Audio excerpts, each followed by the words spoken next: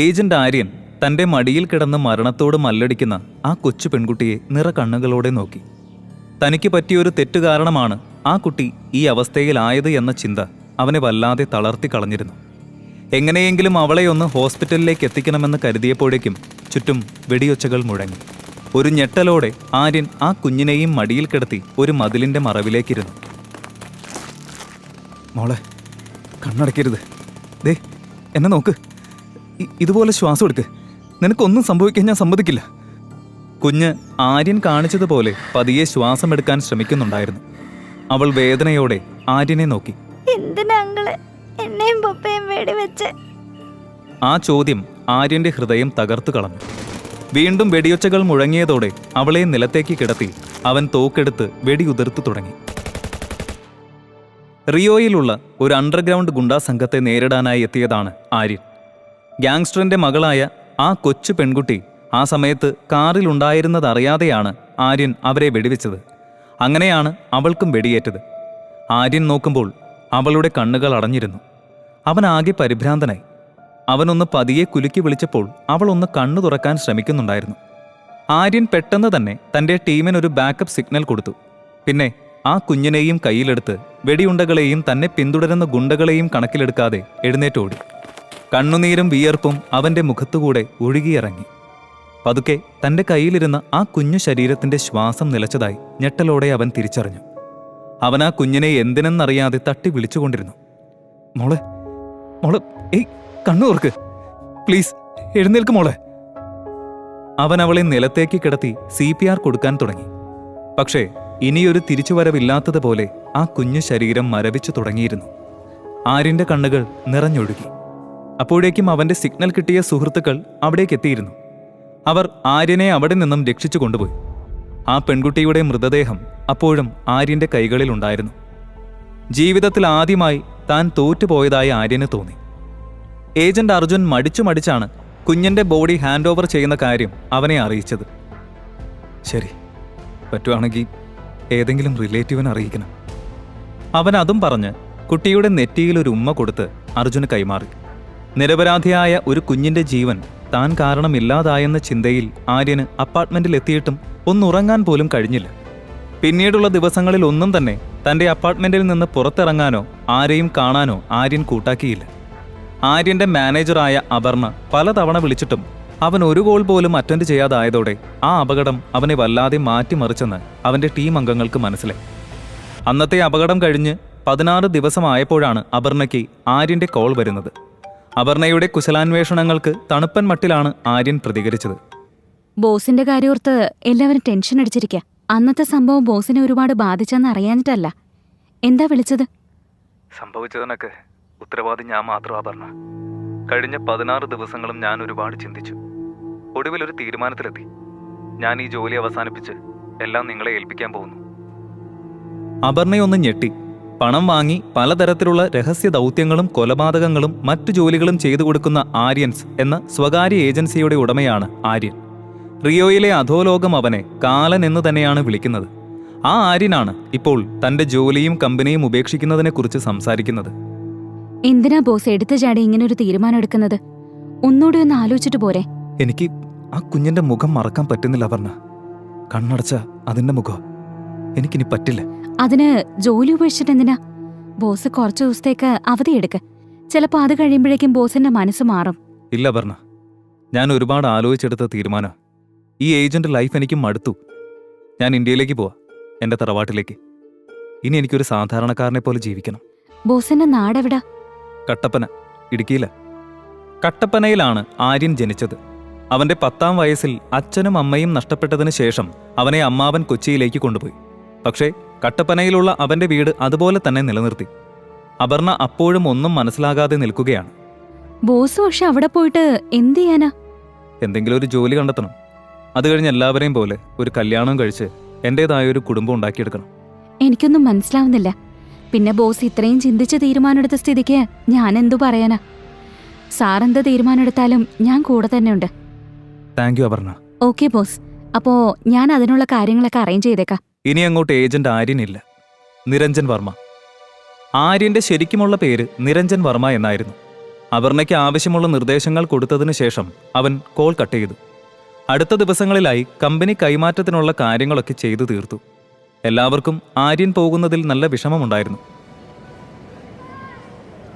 റിയോയിൽ നിന്ന് നേരെ ഡൽഹിയിലേക്കും അവിടെ നിന്ന് നേരെ നെടുമ്പാശ്ശേരിയിലിറങ്ങി അവിടെ നിന്നാണ് നിരഞ്ജൻ കട്ടപ്പനയ്ക്കെത്തിയത്.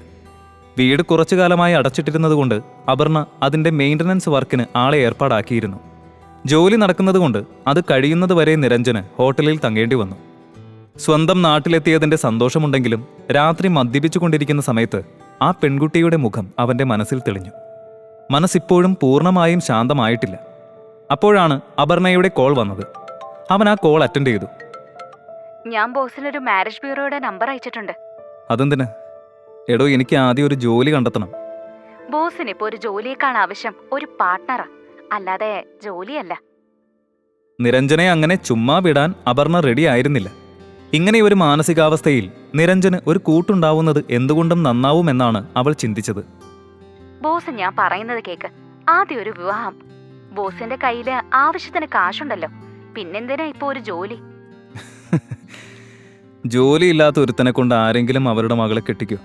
എന്തായാലും എന്റെ പാസ്റ്റ് ഞാൻ ആരോടും പറയാൻ ഉദ്ദേശിക്കുന്നില്ല. അതൊക്കെ വിട്ടേക്ക്. നാളെ ആദ്യം ഈ ബ്യൂറോയിൽ പോണം. ഞാനൊരു അപ്പോയിന്റ്മെന്റ് എടുത്തിട്ടുണ്ട്. അത് കേട്ട നിരഞ്ജൻ ഞെട്ടിപ്പോയി. അവന്റെ ആ ആശങ്കകളൊക്കെ അപർണയ്ക്ക് മനസ്സിലാകുന്നുണ്ടായിരുന്നു. ബോസ് നാളെ തന്നെ പോയി പെണ്ണ് കെട്ടാനല്ല ഞാൻ പറഞ്ഞത്. അവിടെ ഒന്ന് പോയി ഓപ്ഷനുകൾ കാണണം. ഇഷ്ടപ്പെട്ട ആളിനെ തെരഞ്ഞെടുക്കണം. എന്നിട്ട് അവരോട് നേരിൽ കണ്ടൊന്ന് സംസാരിച്ച് ഓക്കെ ആണെങ്കിൽ ഒരു ഡേറ്റിനൊക്കെ കൊണ്ടുപോയി ബോസിന് ഓക്കെ ആണെങ്കിൽ മാത്രം വിവാഹത്തെ പറ്റി ചിന്തിച്ചാൽ മതി. നിരഞ്ജൻ ആകെ വല്ലാതായി. വന്നിട്ട് ഒരു ദിവസം പോലും ആയിട്ടില്ല. അപ്പോഴാണ് അപർണ ഇങ്ങനെ ഓരോന്നൊപ്പിച്ചത്. പക്ഷേ അവളെ എതിർക്കാൻ തോന്നാത്തതുകൊണ്ട് അവൻ സമ്മതം മൂളി. സന്തോഷത്തോടെയാണ് അപർണ കോൾ അവസാനിപ്പിച്ചത്. പിറ്റേന്ന് അപർണ പറഞ്ഞ സമയത്ത് അവിടെ എത്തുമ്പോൾ മാനേജർ കസേരയിൽ ഇരിപ്പുണ്ട്. നിരഞ്ജനെ കണ്ടതും അയാൾ എഴുന്നേറ്റ് പരിചയപ്പെട്ടു. സാറ് വിദേശത്തുനിന്നായതുകൊണ്ട് ബെസ്റ്റ് ഓപ്ഷൻസ് തന്നെ ഞങ്ങൾ എടുത്തു വെച്ചിട്ടുണ്ട്. ഒന്ന് ഫോൺ ചെയ്താൽ മതി, ഞാൻ വന്ന് എല്ലാം കാണിച്ചു തരാം. മാനേജർ അതും പറഞ്ഞ് പുറത്തേക്ക് പോയി. നിരഞ്ജൻ ഓഫീസ് നിരീക്ഷിച്ചുകൊണ്ട് അവിടെ ഇരുന്നു. അപ്പോഴേക്കും അയാൾ തിരിച്ചെത്തി. നിരഞ്ജൻ ഓപ്ഷൻസ് കാണണമെന്ന് ആവശ്യപ്പെട്ടു. എന്തിനാ സാറ് ഇങ്ങനെ കാണുന്നേ? നമുക്ക് നേരിട്ട് പോയി കാണാന്നേ. ഇങ്ങനെ പൊക്കിക്കോ. മാനേജർ കൈ കാണിച്ചതോടെ 4 പേർ അകത്തേക്ക് കയറി വന്ന് നിരഞ്ജന്റെ കൈയും കാലും ബന്ധിച്ചു.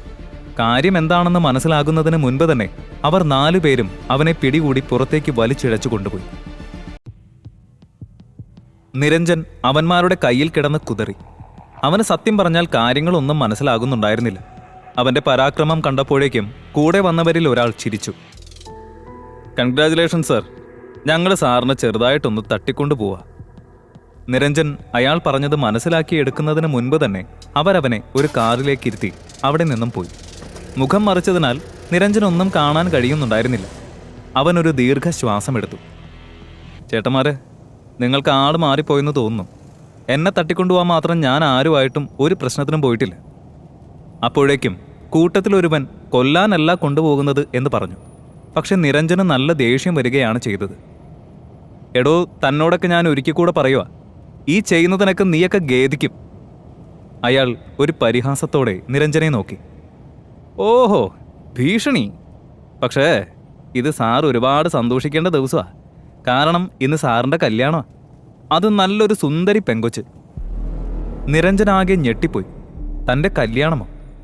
ഓ സോറി, ഞങ്ങൾ മറന്നു. സാറ് പുറത്തുനിന്നൊക്കെ വന്നതല്ലേ. ഇവിടേക്ക് ഇപ്പം സിസ്റ്റം മാറി. ഇഷ്ടമുള്ള ആളെ പിടിച്ചുകൊണ്ട് വന്ന് നിർബന്ധിച്ച് കെട്ടിക്കുന്നതാണ് ഇപ്പോഴത്തെ ട്രെൻഡ്. അവന് നല്ല ദേഷ്യം വന്നു. പക്ഷേ കയ്യും കാലും കെട്ടിയിരിക്കുന്ന അവസ്ഥയിൽ എന്തു ചെയ്യാനാണ്? വെറുതെ ഓരോ ഭ്രാന്ത് പറയാതെ മര്യാദയ്ക്ക് എന്നെ വിട്ടോ. ഞാൻ ആരാണെന്ന് നിനക്കൊന്നും അറിയില്ല.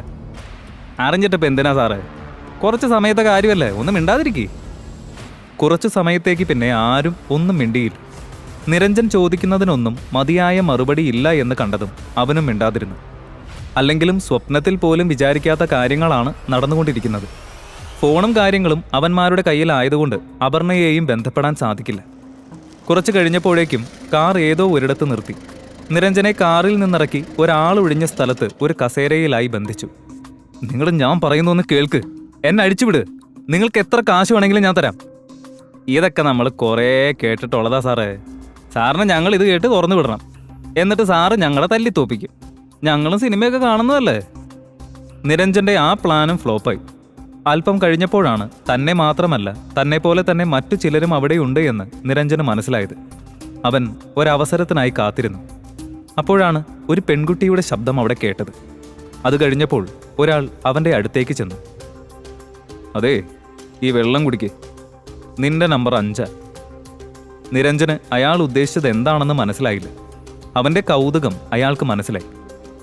നിന്നെപ്പോലെ ഒരു 4 പേര് കൂടെയുണ്ട് ഇവിടെ, നീയാണ് ലാസ്റ്റ് നമ്പർ, സമയമുണ്ട്. അതും പറഞ്ഞ് അയാൾ അവനെ കൊണ്ടുവന്ന വെള്ളം കുടിപ്പിച്ചു. എത്ര ശ്രമിച്ചിട്ടും കണ്ണിലെ കെട്ടിനടിയിലൂടെ അവനൊന്നും കാണാൻ കഴിയുന്നുണ്ടായിരുന്നില്ല. അയാൾ മാറിപ്പോയതിനു ശേഷം അല്പം മാറി നടക്കുന്ന ചില സംഭാഷണ ശകലങ്ങൾ നിരഞ്ജന്റെ കാതുകളിലുമെത്തി. ഒരാൾ തന്നെ വിട്ടയക്കാനായി അവരോട് കെഞ്ചുകയാണ്. ഇയാളെ ആരാ ഇവിടെ കൊണ്ടുവന്നത്? മാഡത്തിന്റെ മാനേജർ പറഞ്ഞ ആൾക്കാരെ മാത്രമേ ഞങ്ങൾ ഇവിടെ കൊണ്ടുവന്നിട്ടുള്ളൂ. ഇയാൾ എങ്ങനെ എന്റെ ഭർത്താവാകുന്നത്? എന്റെ പൊന്നു മാഡം, കൊണ്ടുവന്ന സമയം തൊട്ട് ഞാൻ പറയുന്നതാ, എന്റെ കല്യാണം കഴിഞ്ഞതാ. അതോടെ അവൾ ദേഷ്യപ്പെട്ട് അയാളെ പിടിച്ചുകൊണ്ടു വന്നതുപോലെ തിരിച്ചു കൊണ്ടുവിടാൻ ആവശ്യപ്പെട്ടു. നിരഞ്ജൻ എല്ലാം ശ്രദ്ധയോടെ കേട്ടിരുന്നു. അവൻ പതിയെ കാര്യങ്ങൾ മനസ്സിലാക്കിയെടുക്കാൻ ശ്രമിച്ചു. എല്ലാവരോടും സംസാരിച്ചതിനു ശേഷം അവൾ നിരഞ്ജന്റെ അടുത്തെത്തി. നിരഞ്ജന് ചെറുതല്ലാത്ത ഒരു ഭയം വന്നു തുടങ്ങിയിരുന്നു. അവൾ വന്നയുടനെ തന്നെ നിരഞ്ജനെ പറ്റി തിരക്കി. വിദേശത്തുനിന്ന് വന്നതാ, ഓഫീസിൽ നിന്ന് നേരെ ഇങ്ങോട്ട് പൊക്കി. പെൺകുട്ടി അവന്റെ കണ്ണിലെ കെട്ടഴിക്കാൻ ആംഗ്യം കാണിച്ചതോടെ അയാൾ അതനുസരിച്ചു. വെളിച്ചം കണ്ണിലേക്ക് അടിച്ചതോടെ നിരഞ്ജൻ ദേഷ്യത്തിലാണ് പ്രതികരിച്ചത്. എന്തുവാ നിങ്ങളീ കാണിക്കുന്നേ? എന്താ? അപ്പോഴേക്കും മുന്നിലെ കാഴ്ച തെളിഞ്ഞതോടെ നിരഞ്ജൻ ഒന്ന് സ്റ്റക്കായി. അവന് മുന്നിൽ നിന്നിരുന്നത് അതിസുന്ദരിയായൊരു പെൺകുട്ടിയായിരുന്നു. അവൾ അവന്റെ മുന്നിലുണ്ടായിരുന്ന ഒരു കസേരയിലേക്കിരുന്ന് നിരഞ്ജനോട് പുഞ്ചിരിച്ചു. ഹലോ, ചുമ്മാ ദേഷ്യപ്പെടാതെ മാഷെ, ഞാൻ ദുർഗാ വിശ്വൻ. പേരെങ്ങനാ? നിരഞ്ജൻ വർമ്മ. ദുർഗയെ കണ്ട നിരഞ്ജന്റെ നെഞ്ചിടിപ്പ് കൂടിയിരുന്നു. അവളുടെ ആ സൗന്ദര്യത്തിൽ മയങ്ങി തന്നെ തട്ടിക്കൊണ്ടുവരാൻ കാരണം അവളാണ് എന്നതുപോലും അവൻ മറന്നിരുന്നു. കൂട്ടത്തിൽ അവളെ വിവാഹം ചെയ്യാൻ യോഗ്യൻ അവനാണെന്ന് കൂടെ നിന്ന ആളിനോട് പറയുന്നത് കേട്ടിട്ടാണ് അവന് ബോധം വന്നത്. അവനെ വിവാഹത്തിനൊരുക്കാൻ കൂടി പറഞ്ഞതോടെ അവനൊന്നും ഞെട്ടി. വിവാഹോ? ഇതെങ്ങനെ ശരിയാവാനാ? എനിക്ക് പറയാനുള്ളത് എന്താണെന്ന് പോലും കേൾക്കണ്ടേ? ഇനി ഈ കല്യാണം വേണ്ടെന്ന് വെക്കാനൊന്നും പറ്റത്തില്ല. ഞാനിനി നിന്നെ മാത്രമേ കെട്ടത്തുള്ളൂ. എനിക്ക് സമ്മതമല്ലെങ്കിലോ? പിന്നെ എന്തിനാടോ താൻ മാരേജ് ബ്യൂറോയിൽ പോയത്?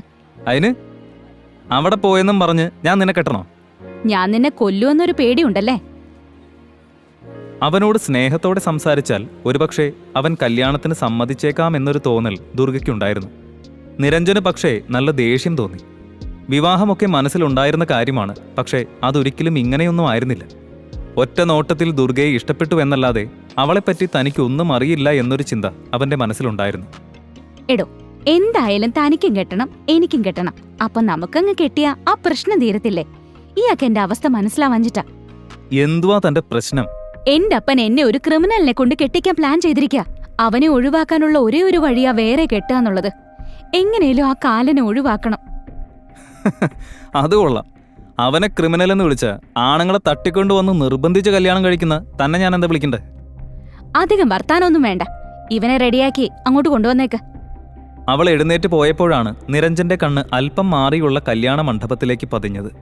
അവിടെ ഒരു പൂജാരിയും ഫോട്ടോഗ്രാഫറും വക്കീലും എല്ലാം ഉണ്ടായിരുന്നു. അതിനിടയിൽ 2 പേർ വന്ന് അവന്റെ മുടിയും മുഖവും ഒക്കെ ശരിയാക്കി. അല്പം കൂടി കഴിഞ്ഞപ്പോൾ ദുർഗ കല്യാണ പെണ്ണായി അണിഞ്ഞൊരുങ്ങി വരുന്നത് കണ്ടപ്പോൾ നിരഞ്ജന്റെ കണ്ണുകൾ വിടർന്നു. അവൾ പോകുന്ന വഴിയിൽ അവനെ മണ്ഡപത്തിലേക്ക് കൊണ്ടുവരാൻ ആവശ്യപ്പെട്ടു. ഒരു മിനിറ്റ്, താൻ എന്നെപ്പറ്റി എന്തറിഞ്ഞിട്ടാ ഈ സാഹസം കാണിക്കുന്നത്? ശരി, എന്നാ തന്നെ പറ്റി പറയ്. അവളും അവളുടെ ആളുകളും നിരഞ്ജന്റെ അടുത്തേക്കെത്തി. അപ്പോഴാണ് അവന് തന്നെ സംബന്ധിക്കുന്ന രഹസ്യങ്ങളൊക്കെ അവളോട് പറഞ്ഞാലോ എന്ന് തോന്നിയത്. ചിലപ്പോൾ ഭയം തോന്നി വെറുതെ വിട്ടാലോ. ഞാനൊരു ഏജന്റാ, പണം വാങ്ങി ജനങ്ങൾക്ക് വേണ്ടി പ്രവർത്തിക്കുന്ന ഒരാള്.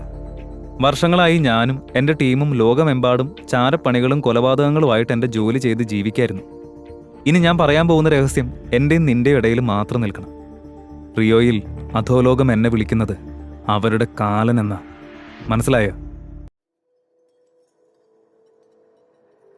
എല്ലാവരും നിരഞ്ജനെ തന്നെ നോക്കി നിൽക്കുകയാണ്. അവരുടെ മുഖത്തെ ഭാവം കണ്ടപ്പോൾ തന്നെ താനൊരു ഏജന്റ് ആണെന്നറിഞ്ഞതിൻ്റെ ഒരാശ്ചര്യവും ഭയവും ഉണ്ടെന്ന് നിരഞ്ജന് തോന്നി. അതോടെ അവൻ്റെ ചുണ്ടിൽ ഒരു പുഞ്ചിരി വിടർന്നു. പെട്ടെന്നാണ് ദുർഗയടക്കം എല്ലാവരും പൊട്ടിച്ചിരിക്കാൻ തുടങ്ങിയത്. അതോടെ അവരാരും തന്നെ വിശ്വസിച്ചിട്ടില്ല എന്ന് അവന് മനസ്സിലായി. ദുർഗയുടെ മുഖത്ത് പരിഹാസമാണ്. എന്റെ പൊന്നു കാല, ഞങ്ങൾ എല്ലാവരും പേടിച്ചു. നോക്കിയേ, കണ്ടാൽ അറിയില്ലേ. തമാശയായിട്ട് കാണണ്ട. മര്യാദയ്ക്ക് എന്നെ വിട്ടയക്കുന്നതാണ് നിനക്കൊക്കെ നല്ലത്. ഷെടാ, ഇതിലെന്തുവാ ഇത്ര തമാശ? നിങ്ങളെക്കുറിച്ച് അറിയാനല്ലേ ഞങ്ങൾ ഇവിടെ നിൽക്കുന്നത്. പറയ്, നിങ്ങൾക്ക് കാറുണ്ട്, വലിയ വീടുണ്ട്, പിന്നെ എന്തെങ്കിലും ഡേഞ്ചറസ് ആയിട്ടുള്ള മിഷനെ പറ്റിയൊക്കെ പറയേ. ദുർഗ പറയുന്നത് കേട്ട നിരഞ്ജൻ അല്പനേരം ആലോചനയിലാണ്ടു. ഇനി പണം കൊടുത്ത് അവളെ വശത്താക്കുക എന്നൊരു മാർഗം കൂടിയേ ഉള്ളൂ. ഒരുപക്ഷെ പണം കൊടുത്താൽ അവൾ തന്നെ വിട്ടയക്കാൻ ചാൻസ് ഉണ്ട്. നിരഞ്ജൻ എന്തോ തമാശ പറയാൻ പോകുന്നു എന്ന മട്ടിലിരിക്കുകയാണ് ദുർഗയും കൂട്ടരും. എന്തു പറ്റി ഏജന്റ് സർ? എന്തെങ്കിലും പറയൂ.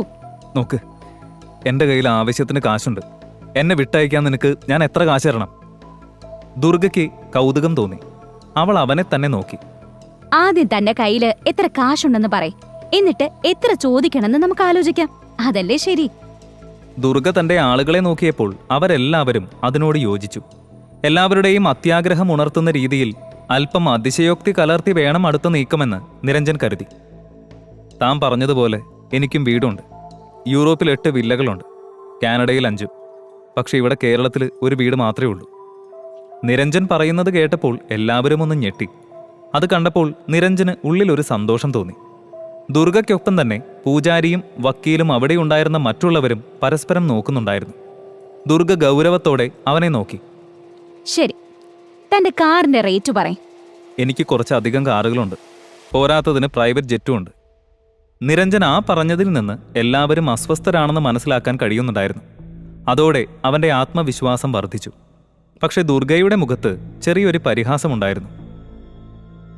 നിങ്ങളൊരു സാധാരണക്കാരനാണെന്നാ ഞാൻ കരുതിയത്. നിങ്ങളുടെ പോക്കറ്റിന്റെ കനം നോക്കിയാ പെമ്പിള്ളേര് ക്യൂ ആവുമല്ലോ. ശരിയല്ലേ ഞാൻ പറഞ്ഞത്? എന്നാലും തനിക്ക് എത്ര രൂപയുടെ ആസ്തിയുണ്ട്? അതിനെക്കുറിച്ചുള്ള കണക്കൊക്കെ എൻ്റെ സിസ്റ്ററാണ് നോക്കുന്നത്. ഏകദേശം 600-700 കോടിയോളം വരുമായിരിക്കും. അത് കേട്ടതോടെ എല്ലാവരുടെയും കണ്ണും മിഴിഞ്ഞു. പക്ഷേ ദുർഗയുടെ മുഖത്ത് മാത്രം യാതൊരു ഭാവവ്യത്യാസവുമില്ല. ജീവിതത്തിൽ ആദ്യമായാണ് എല്ലാ കാര്യങ്ങളും ഇങ്ങനെ തുറന്നു പറയുന്ന ഒരാളെ അവൾ കാണുന്നത്. അവൾക്ക് കൗതുകമുണ്ടായിരുന്നു. പിന്നെന്തിനാ താൻ കട്ടപ്പനയ്ക്ക് വന്നത്? കുറേ കാലമായിട്ട് ഞാനിങ്ങനെ ലോകം മുഴുവൻ സഞ്ചരിക്കുക. ഇനി കുറച്ചു കാലം എനിക്കൊരു സാധാരണക്കാരനായിട്ട് ജീവിക്കണം. അതുകൊണ്ടാണ് നാട്ടിലേക്ക് വന്നതും ഒരു ജോലി കണ്ടെത്തി ഒരു പെൺകുട്ടിയെ വിവാഹം ചെയ്യണമെന്ന് ആഗ്രഹിച്ചതും. എല്ലാം മറന്നൊരു ജീവിതം വേണം എനിക്ക്. നിരഞ്ജൻ പറയുന്നത് കേട്ട ദുർഗ നിശബ്ദയായി അവനെ തന്നെ തുറിച്ചു നോക്കിക്കൊണ്ട് നിന്നു. ഞാൻ ഇനിയിപ്പോ എന്താ ചെയ്യണ്ടേ? നിങ്ങൾ തന്നെ പറ. അപ്പോഴേക്കും അവളുടെ കൂടെ ഉണ്ടായിരുന്ന ഒരാൾ മുന്നോട്ട് വന്ന് പരിഹാസത്തോടെ പറഞ്ഞു, എന്റെ പൊന്നു മാഡം, ഇവനെ കാലനല്ല, കള്ളന. അതോടെ എല്ലാവരും പൊട്ടിച്ചിരിക്കാൻ തുടങ്ങി. താൻ ഈ പറഞ്ഞതൊന്നും അവർ കണക്കിലെടുത്തിട്ടില്ല എന്ന് അവന് മനസ്സിലായി. ദുർഗ പുഞ്ചിരിയോടെ അവന്റെ അരികിലേക്ക് വന്നു. ഇപ്പൊ താൻ കുറെ രഹസ്യങ്ങളൊക്കെ പറഞ്ഞില്ലേ, ഇനി ഞാനും ഒരു രഹസ്യം പറയാം. ഞാനും ഒരു സ്പൈയാ. പെൺകുട്ടികളുടെ സ്പൈ ഗ്രൂപ്പിന്റെ ലീഡർ കൂടിയാ ഞാൻ. നിരഞ്ജനൊന്നും ഞെട്ടി. പക്ഷേ അവൻ എന്തെങ്കിലും ചിന്തിക്കുന്നതിന് മുൻപ് തന്നെ അവൾ ചിരി തുടങ്ങി. നിരഞ്ജന്റെ മുഖത്തും ഒരു പുഞ്ചിരി തെളിഞ്ഞു. കഥ മതിയാക്കി എല്ലാവരും ജോലി തുടങ്ങിക്കോ. ഞാനൊന്ന് ടച്ചപ്പ് ചെയ്യട്ടെ. അതോടെ എല്ലാവരും കല്യാണത്തിനുള്ള ഒരുക്കങ്ങൾക്കായി ഓടിത്തുടങ്ങി. പൂജാരി പോയി മണ്ഡപത്തിലിരുന്നു. 2 പേർ ചേർന്ന് നിരഞ്ജനെയും തയ്യാറാക്കി മണ്ഡപത്തിലിരുത്തി. അല്പം കഴിഞ്ഞപ്പോൾ ദുർഗ അണിഞ്ഞൊരുങ്ങി വന്ന് നിരഞ്ജന്റെ അടുത്തേക്കിരുന്നു. അവന്റെ മുഖത്ത് വല്ലാത്തൊരു നിസ്സഹായ അവസ്ഥയുണ്ടായിരുന്നു. എങ്കിലും ദുർഗയുടെ ആ ധൈര്യവും സൗന്ദര്യവും എല്ലാം തന്നെ അവനെ വല്ലാതെ ആകർഷിക്കുകയും ചെയ്തു. പക്ഷേ അവനെ സംബന്ധിച്ച് സ്വന്തം വിവാഹത്തെപ്പറ്റി ഒരുപാട് സ്വപ്നങ്ങളും ഉണ്ടായിരുന്നു. അതിനൊക്കെ എതിരായിട്ടാണ് ഈ സംഭവിക്കുന്നതല്ല. പൂജാരി മാലയിടാനായി പറഞ്ഞു. അവൻ തൻ്റെ കെട്ടിയിരിക്കുന്ന കൈകൾ അവൾക്ക് കാണിച്ചു കൊടുത്തു. അപ്പോൾ അവൾ ഇല്ല എന്നതുപോലെ തലയാട്ടി. ശേഷം അവൾ തന്നെ ഇരുവർക്കുമുള്ള മാല കഴുത്തിൽ ചാർത്തി. നിരഞ്ജന് ദേഷ്യവും സങ്കടവും തോന്നുന്നുണ്ടായിരുന്നു. പെട്ടെന്നാണ് ദുർഗ പൂജാരിയോട് ഒരു ചാട്ടം ചാടിയത്. പൂജാരി സാറേ, കുറച്ച് സ്പീഡ് ആയിക്കോട്ടെ. ആവശ്യമുള്ള കാര്യങ്ങൾ മാത്രം ഇപ്പൊ ചെയ്താൽ മതി. ബാക്കിയൊക്കെ നിങ്ങൾ വീട്ടിൽ പോയി ചെയ്തോ. ഇത് കേട്ടതോടെ ആ പൂജാരി ട്രെയിൻ പോലെ മന്ത്രങ്ങൾ ഉരുവിട്ടു തുടങ്ങി. നിരഞ്ജൻ ഒന്നും ചെയ്യാനാകാതെയിരുന്നു. ഫോട്ടോഗ്രാഫർ ആവട്ടെ നിരഞ്ജന്റെ കെട്ടിയിട്ട കൈകൾ കാണാത്ത രീതിയിൽ ഫോട്ടോസ് എടുക്കുന്നുണ്ട്. അതെല്ലാം ദുർഗയുടെ അച്ഛന് വേണ്ടിയുള്ളതാണ്. പൂജാരി തന്നെ എഴുന്നേറ്റ് കന്യാദാനം നടത്തിക്കൊടുത്തതോടെ അവർ 7 വട്ടം വലം വെച്ചു. കല്യാണം കഴിഞ്ഞതോടെ ദുർഗ ഫോട്ടോഗ്രാഫറെ അടുത്തേക്ക് വിളിച്ചു. എന്നിട്ട് നിരഞ്ജനെ നോക്കി. നോക്കേ, ഇപ്പൊ നല്ലപോലെ ഒന്ന് പുഞ്ചിരിച്ച ഫോട്ടോയിൽ നമ്മൾ അടിപൊളിയായിരിക്കും. കാണുന്നവർക്ക് മെയ്ഡ് ഫോർ ഈച്ച് അതർ എന്ന് തോന്നുന്നത് പോലെ. പക്ഷെ നിരഞ്ജൻ അപ്പോഴും ഗൗരവത്തിലാണ്. അവൾ അപ്പോഴാണ് അവന്റെ വയറ്റിലേക്ക് കൈമുട്ട് വെച്ച് ആഞ്ഞിടിച്ചത്. താൻ ആഗ്രഹിച്ചാലും ഒന്നും ചെയ്യാൻ കഴിയില്ല എന്നറിയാവുന്നതുകൊണ്ടാവണം നിരഞ്ജൻ അവളെ അനുസരിക്കാൻ തയ്യാറായി. ശേഷം അവൾ അവിടെ ആകെ വൃത്തിയാക്കാനുള്ള നിർദ്ദേശം നൽകി. നിരഞ്ജൻ അവളുടെ അടുത്തേക്ക് ചെന്നു. അതെ, ഇനി എൻ്റെ കെട്ടഴിച്ചൂടെ? താൻ ആഗ്രഹിച്ചതുപോലെ കല്യാണം കഴിഞ്ഞല്ലോ. ഇനി എനിക്ക് എന്ത് ചെയ്യാൻ പറ്റും? അത് ശരിയാ. ഈ മാരേജ് സർട്ടിഫിക്കറ്റ് കൂടി ആവുമ്പോ തനിക്കിനി ഒന്നും ചെയ്യാനാവില്ല. അപ്പോ ഇന്ന് തൊട്ട് നമ്മള് ഭാര്യ ഭർത്താക്കന്മാരാ. വിവാഹ സർട്ടിഫിക്കറ്റ് എല്ലാം തന്നെ ദുർഗ നേരത്തെ സംഘടിപ്പിച്ചിരുന്നു. ശേഷം അവൾ അവന്റെ നമ്പർ ചോദിച്ചു വാങ്ങി. പക്ഷേ ദുർഗയുടെ മനസ്സിൽ അപ്പോഴും എന്തൊക്കെയോ പ്ലാനിംഗ് നടക്കുന്നുണ്ടായിരുന്നു. അതുകൊണ്ട് തന്നെയാണ് അവൾ നിരഞ്ജന്റെ കെട്ടഴിക്കാതിരുന്നത്. നിരഞ്ജൻ അവളോട് അവളുടെ നമ്പർ തന്റെ ഫോണിൽ കൂടി സേവ് ചെയ്യാൻ പറഞ്ഞപ്പോൾ അവളൊന്ന് പുഞ്ചിരിച്ചു. അതിന്റെ ഒന്നും ആവശ്യമില്ല, ഞാൻ പോവാ. പക്ഷേ നമുക്ക് ഉടനെ തന്നെ കണ്ടുമുട്ടാം. നിരഞ്ജനൊന്ന് ഞെട്ടി. പക്ഷേ അവൻ വിട്ടുകൊടുക്കാൻ തയ്യാറായിരുന്നില്ല. അതെങ്ങനെ ശരിയാവും? നമ്മൾ ഒരുമിച്ച് ജീവിക്കേണ്ടവരല്ലേ ദുർഗ? കല്യാണം കഴിഞ്ഞെന്നും പറഞ്ഞ് ഞാൻ നിന്റെ കൂടെ ജീവിക്കുമെന്ന് ആരാ പറഞ്ഞേ? അച്ഛന്റെ മുന്നിൽ പോണെന്ന് നീ തന്നെയല്ല പറഞ്ഞേ. അതിന് ഈ ഫോട്ടോസും വീഡിയോസും ധാരാളം. ഒരുമാതിരി ചീപ്പ് പരിപാടി കാണിക്കരുത്. എടോ താനിത് പറഞ്ഞ് എങ്ങോട്ട് കയറി പോവാ? നിങ്ങൾക്ക് ഇഷ്ടപ്പെട്ട് കെട്ടിയതൊന്നും അല്ലല്ലോ എന്നെ. പിന്നെ ഞാൻ പോകുന്നതിന് എന്തിനാ ടെൻഷൻ? മിസ്റ്റർ കാലൻ, ഇനി നമ്മൾ കാണാൻ പോകുന്നത് നമ്മുടെ ഡിവോഴ്സിന്റെ അന്നായിരിക്കും. മനസ്സിലായോ? നിരഞ്ജനൊന്ന് ഞെട്ടി. ഇനി എന്തായാലും അവളെ വെറുതെ വിടില്ല എന്ന് തന്നെ അവൻ ഉറപ്പിച്ചു. ഇനി നമ്മൾ കണ്ടുമുട്ടുന്നത് ഒരുമിച്ച് ജീവിക്കാനായിരിക്കും. നിന്റെ സ്വപ്നത്തിലായിരിക്കും. അതും പറഞ്ഞ് അവൾ തൻ്റെ ആളുകളുമായി പുറത്തേക്കിറങ്ങാൻ തുടങ്ങിയപ്പോഴാണ് കുറേയേറെ വാഹനങ്ങൾ അവിടെ വന്ന് നിന്നത്. എല്ലാവരും ഒന്ന് ഞെട്ടി. ദുർഗ നിരഞ്ജനെ ഒന്ന് നോക്കി. എനിക്കെന്തറിയാം? അവൻ കൈമലർത്തി. അപ്പോഴേക്കും അവിടേക്ക് വന്ന വാഹനങ്ങളിൽ നിന്ന് പോലീസുകാർ പുറത്തേക്കിറങ്ങി. ദുർഗ ഞെട്ടലോടെ അവരെ നോക്കി. പോലീസ് അകത്തേക്ക് വരുമ്പോഴും നിരഞ്ജൻ ആ നിന്നിടത്ത് നിന്ന് മാറാതെ നിൽക്കുകയാണ്. അതേസമയം ദുർഗ തൻ്റെ ആളുകൾക്കൊപ്പം ഓടിപ്പോയിരുന്നു. ഇൻസ്പെക്ടർ ജോസഫ് അലക്സാണ്ടർ ചില കോൺസ്റ്റബിൾമാരെയും കൊണ്ടാണ് അങ്ങോട്ടേക്ക് വന്നത്. വന്നയുടനെ തന്നെ അവർ നിരഞ്ജന്റെ കയ്യിലെ കെട്ടൊക്കെ അറുത്തു കളഞ്ഞു. സർ, നിങ്ങൾ ഓക്കെ അല്ലേ? എന്ത് പരിപാടിയാണ് സാർ ഇത്? അബ്രോഡ് നിന്ന് ഇങ്ങോട്ടേക്ക് വന്നതല്ലേ ഉള്ളൂ. അപ്പോഴേക്കും കറങ്ങാനിറങ്ങിയാൽ എങ്ങനാ? അതൊക്കെ വിട്. അല്ല, നിങ്ങൾ ഇങ്ങോട്ടേക്ക് കൊണ്ടുവന്ന ആൾക്കാരൊക്കെ എവിടെ? നിരഞ്ജൻ ആശ്വാസത്തോടെ അവരെയൊക്കെ ഒന്ന് നോക്കി. ശേഷം അവരൊക്കെയും അവിടെ നിന്നും ഓടിപ്പോയെന്ന് പോലീസുകാരെ അറിയിച്ചു. പിന്നീട് അവൻ തൻ്റെ മൊബൈലിനും വാലറ്റിനും വേണ്ടി അവിടെ ആകെ തിരഞ്ഞു നോക്കിയപ്പോൾ ഒരു പാത്രത്തിൽ സാധനങ്ങളെല്ലാം വെച്ചിരിക്കുന്നത് കണ്ടു. മൊബൈൽ സ്വിച്ച് ഓഫ് ചെയ്തിരുന്നു. പെട്ടെന്നാണ് എന്തോ വീഴുന്ന ശബ്ദം കേട്ട് പോലീസുകാർ അങ്ങോട്ടേക്ക് ഓടിയത്. നിരഞ്ജനും അങ്ങോട്ടേക്ക് ചെന്നപ്പോൾ ദുർഗ നിലത്ത് വീണ് കിടക്കുന്നത് കണ്ടു. ജോസഫ് ഞെട്ടലോടെ അവളുടെ അടുത്തേക്ക് ചെന്നു. നിങ്ങളെന്താ മാഡം ഇവിടെ? ജോസഫിന്റെ ചോദ്യത്തിന് അവൾക്ക് മറുപടി ഒന്നും ഉണ്ടായിരുന്നില്ല. നിരഞ്ജൻ സത്യങ്ങളെല്ലാം പോലീസിനെ അറിയിക്കുമോ എന്നുള്ള ടെൻഷനിലായിരുന്നു ദുർഗ. അവൾ എഴുന്നേൽക്കുന്നതിനിടെ അവനെ തന്നെ നോക്കുന്നുമുണ്ട്. അപ്പോഴേക്കും അവൾ ഒട്ടും പ്രതീക്ഷിക്കാതെ നിരഞ്ജൻ അവളുടെ രക്ഷയ്ക്കെത്തി. സർ, അവരെയും എൻ്റെ കൂടെ തന്നെ കിഡ്നാപ്പ് ചെയ്തുകൊണ്ട് വന്നതാ. നിരഞ്ജൻ തന്നെ എന്തിനാണ് രക്ഷിക്കുന്നത് എന്നോർത്ത് ദുർഗ ഒന്ന് അമ്പരന്നു. വിവാഹവേഷത്തിൽ ദുർഗയെ കണ്ടപ്പോൾ ജോസഫിന് അവളെ മനസ്സിലായിരുന്നില്ല. ഇന്ന് മാഡത്തിന്റെ വിവാഹമാണോ? അതെ സർ, ഞാൻ പാർലറിൽ പോയി റെഡിയായി ഇറങ്ങിയപ്പോഴാ അവരെന്നെ തട്ടിക്കൊണ്ടു വന്നത്. ആഹാ, മണ്ഡപത്തിന്ന് വരെ പെണ്ണിനെ തട്ടിക്കൊണ്ടു പോയത് കേട്ടിട്ടുണ്ട്. പാർലറിൽ നിന്ന് ഇറങ്ങുമ്പോൾ തട്ടിക്കൊണ്ടു പോണത് ആദ്യമായിട്ട് കേൾക്കുക. അപ്പോഴാണ് ജോസഫിന് താൻ അവിടെ വന്നത് എന്തിനാണ് എന്ന ഓർമ്മ വന്നത്. തിരിഞ്ഞു നോക്കുമ്പോഴാണ് നിരഞ്ജൻ കഴുത്തിലെ മാല ഊരി മാറ്റുന്നത് കണ്ടത്. ജോസഫ് അപ്പോഴായിരുന്നു ആ മാല ശ്രദ്ധിച്ചത്. ഇതെന്താ ഈ മാലയൊക്കെ? നിങ്ങളുടെ രണ്ടുപേരുടെയും വിവാഹമായിരുന്നോ? ചോദ്യം കേട്ടതും നിരഞ്ജനും ദുർഗയും എന്തു മറുപടി നൽകണമെന്നറിയാതെ നിന്നുപോയി. കാരണം തന്നെ പാർലറിന്റെ മുന്നിൽ നിന്നാണ് തട്ടിക്കൊണ്ടു വന്നതെന്ന് ദുർഗ അല്പം മുൻപാണല്ലോ പറഞ്ഞത്. ഒന്ന് ആലോചിച്ചതിന് ശേഷം നിരഞ്ജൻ തന്നെ മറുപടി പറഞ്ഞു. ഏയ് അല്ല സർ, അയാൾ വേറെ ആരെയോ കല്യാണം കഴിക്കാൻ പോവാ. ഞാനും മറ്റൊരു വിവാഹം കഴിച്ചു. ജോസഫിന് അത്ഭുതം തോന്നി. എൻ്റെ കർത്താവേ, ഇതെന്തൊക്കെയാ നടക്കുന്നത്? ഇത് കട്ടപ്പന തന്നെയല്ലേ? ബോംബെ അധോലോകമൊന്നും അല്ലല്ലോ. കല്യാണ പെണ്ണിനെ ഒരുങ്ങി നിന്നെടുത്ത് നിന്ന് പൊക്കിക്കൊണ്ടു പോരുന്നു. കല്യാണം കഴിഞ്ഞ ചെക്കനെ തട്ടിക്കൊണ്ടു പോരുന്നു. ഒരു അന്വേഷണം വേണ്ടി വരും. നിങ്ങളെന്തായാലും സ്റ്റേഷനിൽ വന്ന് ഒരു സ്റ്റേറ്റ്മെൻറ്റ് തരണം. നമുക്ക് ആളെ കണ്ടുപിടിക്കാന്നേ. ജോസഫ് ഒരു അന്വേഷണത്തിന് മുതിർന്നാൽ താൻ ഇപ്പോൾ പറഞ്ഞ നുണകളെല്ലാം പുറത്തു വരുമെന്ന് നിരഞ്ജന് തോന്നി. കാശ് കൊടുത്തിട്ടാണെങ്കിലും ഈ പ്രശ്നത്തിൽ നിന്ന് കരകയറണമെന്ന് അവൻ തീരുമാനിച്ചു. എന്നിട്ട് ധൈര്യം സംഭരിച്ച് ജോസഫിനെ നോക്കി. സാർ തെറ്റിദ്ധരിക്കില്ലെങ്കിൽ ഞാനൊരു കാര്യം പറയട്ടെ. എനിക്ക് ഈ പ്രശ്നത്തിൻ്റെ പിറകെ പോകാൻ ഒട്ടും താല്പര്യമില്ല. അതുകൊണ്ട് ഇതിൻ്റെ പേരിൽ അന്വേഷണങ്ങളൊന്നും വേണ്ട. അതിനു വേണ്ടിയിട്ട് എത്ര കാശ് ചെലവാക്കാനും ഞാൻ തയ്യാറാണ്. ഒരുപക്ഷെ ഈ പെൺകുട്ടിയും അതുതന്നെയായിരിക്കും ആഗ്രഹിക്കുന്നത്.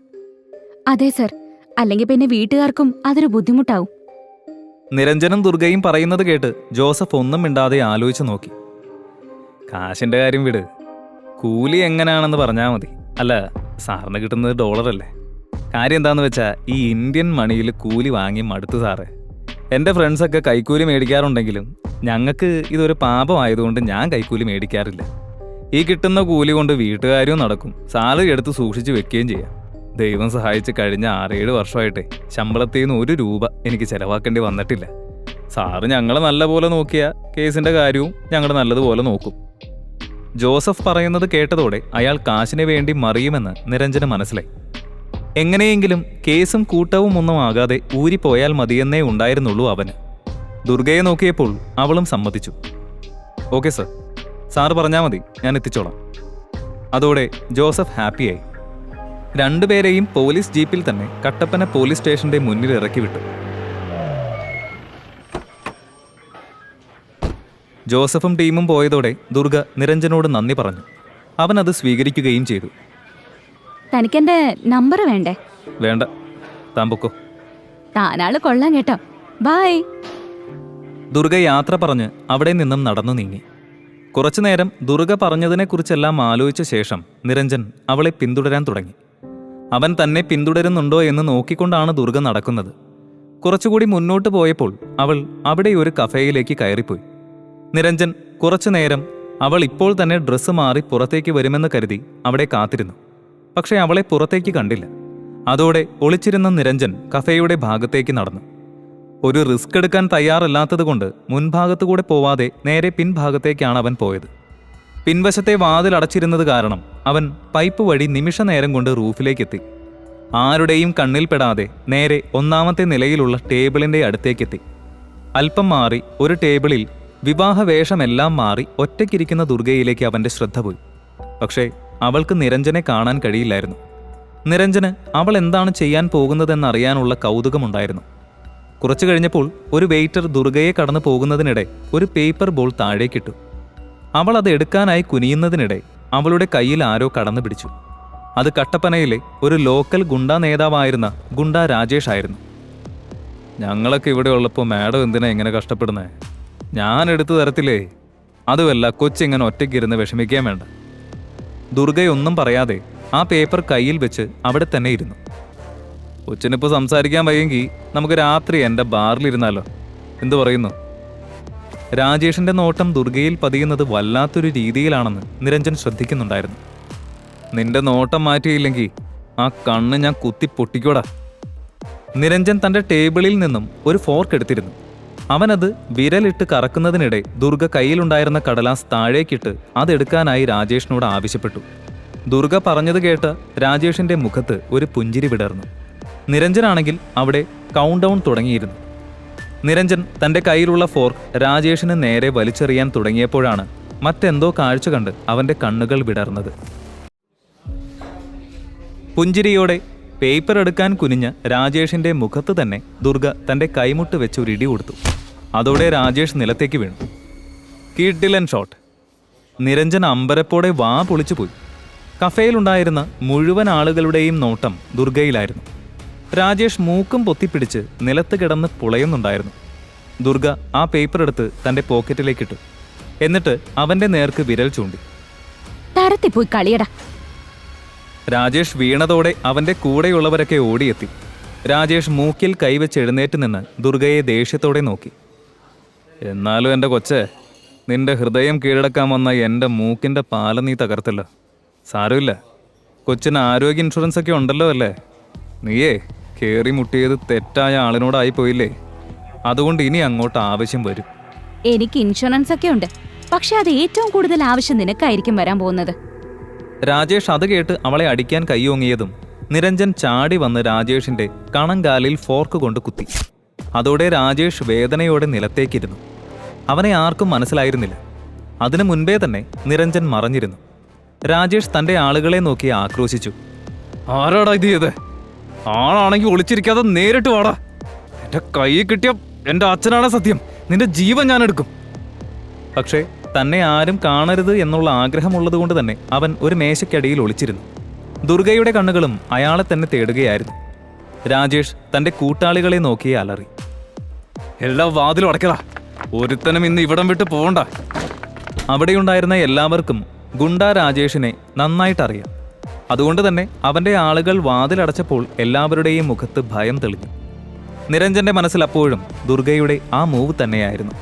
അതിന്റെ പ്രതിഫലനം എന്നോണം ഒരു ചിരി അവന്റെ ചുണ്ടിൽ ബാക്കിയായി. ഇനി എങ്ങാനും അവൾ പറഞ്ഞതുപോലെ തന്നെ ദുർഗ ഒരു സ്പൈ ഏജന്റ് ആയിരിക്കുമോ എന്നൊരു ചിന്ത അവന്റെ ഉള്ളിലുണ്ടായിരുന്നു. രാജേഷ് അപ്പോഴും അവിടെ കിടന്ന് അലറി വിളിക്കുന്നുണ്ട്. കഫേയുടെ മാനേജറൊക്കെ എന്ത് ചെയ്യണമെന്നറിയാതെ ഭയന്ന് മാറി നിൽക്കുകയാണ്. രാജേഷിനെ തടഞ്ഞില്ലെങ്കിൽ ആ കഫേ ഒരു ഓർമ്മയാകുമെന്ന് അയാൾക്കറിയാം. അയാൾ ധൈര്യം സംഭരിച്ച് രാജേഷിന്റെ അടുത്തേക്ക് ചെന്നു. സാറേ, കാലിന്ന് ബ്ലഡ് പോകുന്നുണ്ട്, ഞാൻ ഫസ്റ്റ് എയ്ഡ് തരട്ടെ? രാജേഷ് ഒരു നോട്ടം നോക്കി അലറി. കൊണ്ടുപോടാ, അവന്റെ അമ്മയുടെ മര്യാദയ്ക്ക് ഇത് ചെയ്തവനെ കണ്ടുപിടിച്ചോണ്ട് വന്നോ, ഇല്ലെങ്കിൽ എല്ലാം ഞാൻ നശിപ്പിക്കും. അത് കേട്ടതോടെ മാനേജർ ഒറ്റ ഓട്ടമായിരുന്നു. രാജേഷിന്റെ അടുത്ത നീക്കത്തിനായി കാത്തിരിക്കുകയായിരുന്നു നിരഞ്ജനും ദുർഗയും. നിരഞ്ജൻ പതിയെ അവിടെയുണ്ടായിരുന്ന ബാക്കിയുള്ള ഫോർക്കുകൾ കൂടി കൈക്കലാക്കി. എന്നാലും തോക്കിനും കത്തിക്കും പകരം ഈ ഫോർക്കൊക്കെ യൂസ് ആകുമെന്ന് ആരെങ്കിലും അറിഞ്ഞു? നിരഞ്ജൻ മനസ്സിലോർത്ത് ചിരിച്ചു. കട്ടപ്പനയ്ക്ക് വരുന്നതിന് മുൻപേ തന്നെ തൻ്റെ എല്ലാ സാധന സാമഗ്രികളും അവൻ അപർണയെ ഏൽപ്പിച്ചിരുന്നു. രാജേഷ് അപ്പോഴേക്കും ദുർഗയ്ക്കെതിരായുള്ള കസേരയിലേക്കിരുന്നു. അവിടെ ഉണ്ടായിരുന്നവരിൽ ചിലർ ഭയത്തോടെ വന്ന് രാജേഷിന്റെ മുന്നിൽ കൈകൂപ്പി വീട്ടിലേക്ക് പോകാനുള്ള അനുവാദം ചോദിച്ചു. പക്ഷേ രാജേഷ് അടങ്ങാൻ തയ്യാറായിരുന്നില്ല. നിനക്കൊക്കെ ഞാനൊരു 15 മിനിറ്റ് സമയം തരും, അപ്പോഴേക്കും അവനെ കണ്ടെത്തി എൻ്റെ മുന്നിലേക്ക് എത്തിക്കോണം. അതുവരെ ഞാൻ മാഡത്തിനോടൊന്ന് സംസാരിക്കട്ടെ. അയാൾ ദുർഗയെ തുറിച്ചു നോക്കിക്കൊണ്ട് അവിടെ ഇരുന്നു. അതേസമയം നിരഞ്ജൻ മേശയ്ക്കടിയിലിരുന്ന് ശരിയായൊരു അവസരത്തിനായി കാത്തിരിക്കുകയായിരുന്നു. ദുർഗയെ അവൻ വില കുറച്ചാണ് കാണുന്നതെന്ന് അവൾ അവനെ ആക്രമിച്ച രീതി കണ്ടപ്പോൾ തന്നെ നിരഞ്ജന് മനസ്സിലായിരുന്നു. ആ ഗുണ്ടയെന്ന് പറഞ്ഞവന്റെ അന്നേരത്തെ അവസ്ഥ കണ്ടിട്ട് സത്യം പറഞ്ഞാൽ ചിരി അടക്കാൻ കഴിഞ്ഞില്ല. ദുർഗയുടെ കണ്ണുകൾ വെയിറ്ററിൽ പതിഞ്ഞപ്പോൾ അയാൾ എന്തോ ആംഗ്യം കാണിച്ചു. അതോടെ ദുർഗ ഇരുന്നിടത്ത് നിന്ന് എഴുന്നേറ്റ് പോകാൻ തുടങ്ങി. പക്ഷേ രാജേഷ് അവളുടെ കയ്യിൽ കയറി പിടിച്ച് അവളെ തടഞ്ഞു. ദുർഗയുടെ ചലനങ്ങൾ വളരെ വേഗത്തിലായിരുന്നു.